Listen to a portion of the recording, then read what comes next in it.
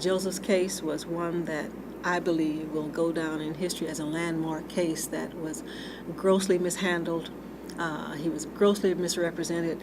One of his attorneys was even disbarred because of his case. A lot of things, a lot of judicial prejudices, I would call it, happened in Joseph's case. But it is par for the course for persons within a certain racial and socioeconomic arena.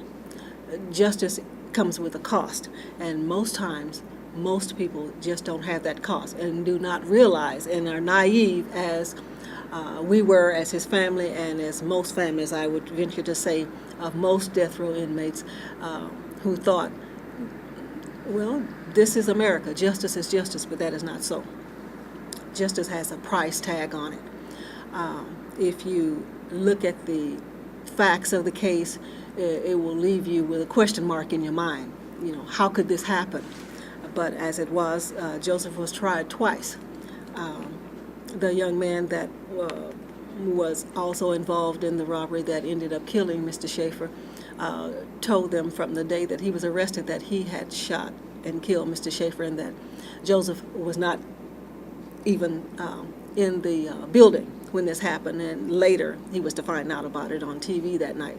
Well, trying Joseph in the first trial, they tried him under the law of parties, and I'm sure you're familiar with that.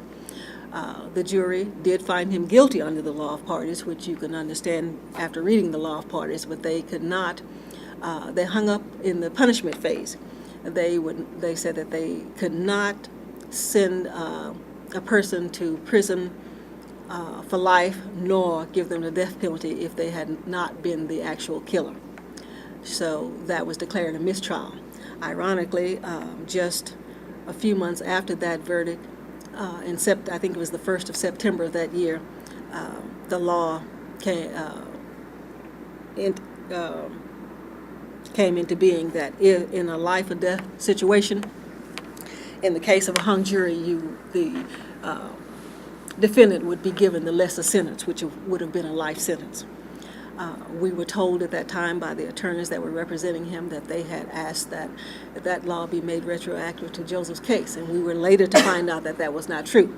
They had not asked that question, so just a lot of things that you learn as you go along, that if you had known prior, you maybe could have helped more or would have known better things to do. Being a lay person, as most people would be, you just don't know. You believe in the justice system, and soon you get a very bad taste in your mouth for the justice system. We were later to learn that that Joseph could have asked that the attorneys be removed from his case when it was seen that they were not representing him properly. That questions should have been raised that were not raised, that objections should have been raised that were not raised. And it even goes so far as to the judge that presided in both trials.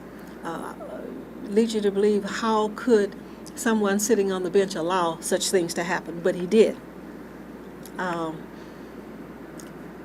If you ever have the occasion to just go down and sit in on a capital murder trial in Harris County, let me stipulate that. There were a lot of things that you will see go on there that you will never witness in any other state in the Union that has the death penalty on the books. It is quite scary.